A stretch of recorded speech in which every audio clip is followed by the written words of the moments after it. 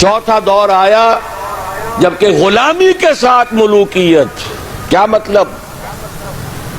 ملکہ برطانیہ کی رعایا بن گئے تھے کہ نہیں ہم؟ ملکہ معظمہ وکٹوریا، غلام احمد قادیانی نے جو ان کی مدح لکھی ہے، جو خطابات دیے ہیں، ان کی جو اس زمانے کی تصانیف ہے انہیں پڑھیے تو صحیح. کہیں ہم برطانیہ کے غلام، کہیں ہم فرانسیسیوں کے غلام، کہیں ہم ولندیزیوں کے غلام، کہیں ہم اطالویوں کے غلام. اس صدی کے آخر میں وہ نقشہ آ گیا، شروع میں 20ویں صدی کے شروع میں، جس کا نقشہ حضور نے ایک حدیث میں کھینچا تھا.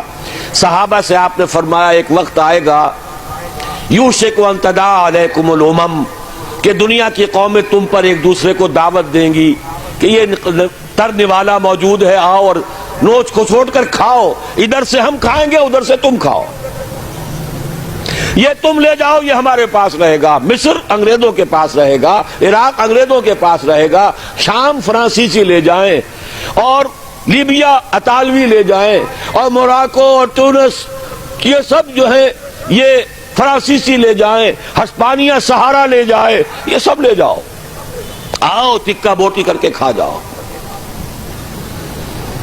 سلطنت عثمانیہ ختم، 1924 میں خلافت بھی ختم. نام کی خلافت، حقیقی خلافت نہیں تھی. پھر بھی جیسا کہ میں نے آپ کو بتایا بڑی طاقت تھی اس میں. خلیفہ اگر جہاد کا اعلان کر دیتا اس گئے گزرے دور میں بھی، تو جیسے کہ اس انگریز کمانڈنٹ نے کہا تھا کہ لاکھوں مسلمان نکل آئیں گے سروں سے کفن باندھ کر، اس میں کوئی شک نہیں.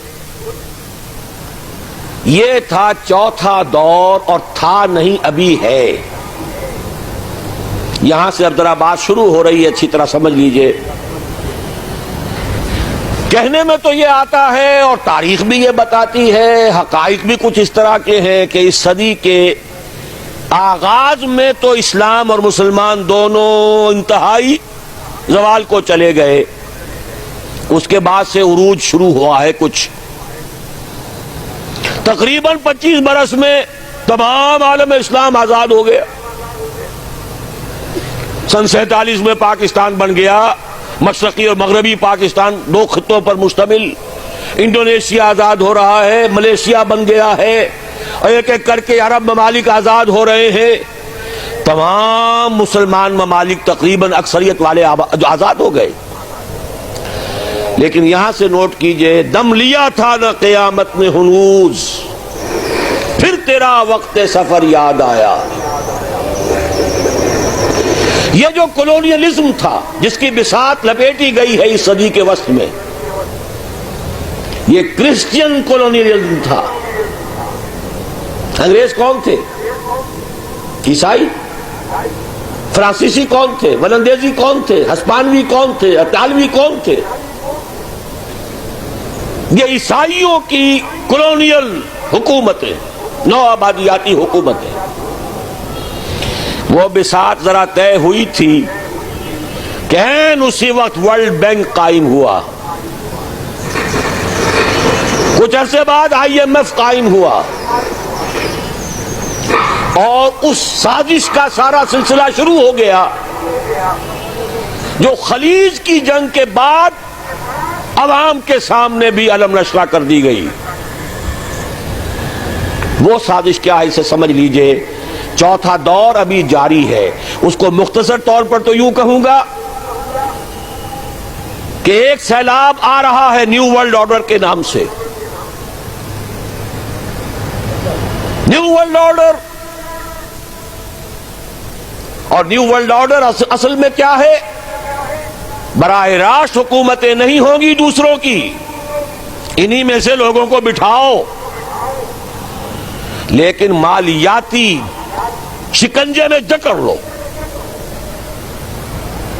کام یہ کریں، محنت یہ کریں، صبح سے شام تک مشقت یہ کریں، اپنے سودی نظام سے، اپنے ورلڈ بینک سے، اپنے IMF سے ان کی محنت اور ان کی کمائی کی ملائی کھینچتے چلے جاؤ، چھاچ ان کو بھی دیتے رہو.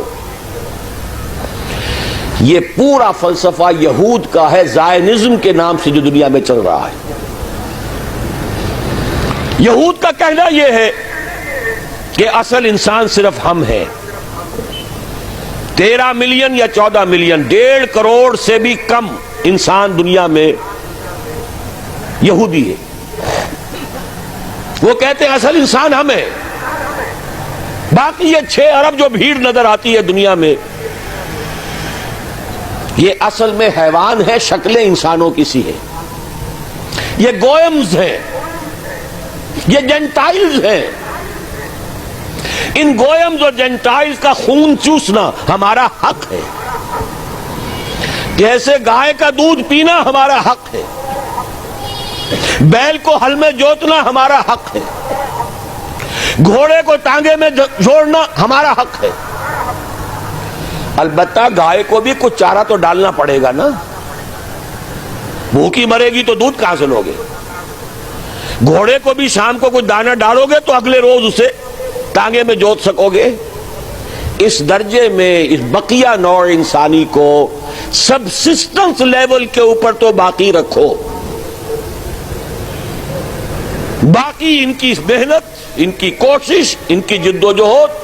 گھوڑے پر اگر آپ نے جو بھی ٹانگے باندھ ہے، اس نے اگر 100 روپے شام تک کمائے ہیں تو 20-25 تو بہرحال گھوڑے پر بھی ڈالے گا، باقی اس کی کمائی ہے. سبسسٹنس لیول ان کو دو تاکہ یہ کل بھی کام کرنے کے قابل ہو.